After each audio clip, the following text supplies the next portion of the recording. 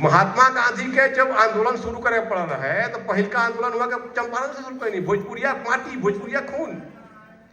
जुगिया से थोड़े दूर बाटे बैरकपुर, बलिया से बैरकपुर अइले मंगल पांडे उके रहे भोजपुरिया रहे नु। माने पहिलका स्वतंत्रता संग्राम के आंदोलन मंगल पांडे शुरू कैले भोजपुरिया रहे। गांधी जी के पहिलका स्वतंत्रता संग्राम हुआ के भोजपुरी बेल्ट से कोई नहीं। हमने के इतना आंदोलनकारी बानी या खून में ही बाटे ओकरा माई के ही हाथ।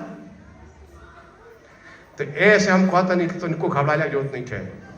हम एगो कविता पढ़ रहनी कि देश विदेश में भोजपुरी के झंडा फहराई हो, देश विदेश में भोजपुरी के झंडा फहराई हो, माई तू तनिको मत घबराइयो, माई भोजपुरी माई तू तनिको मत घबराइयो, जिला जनता जान गवाई हो, जान गवाई हो।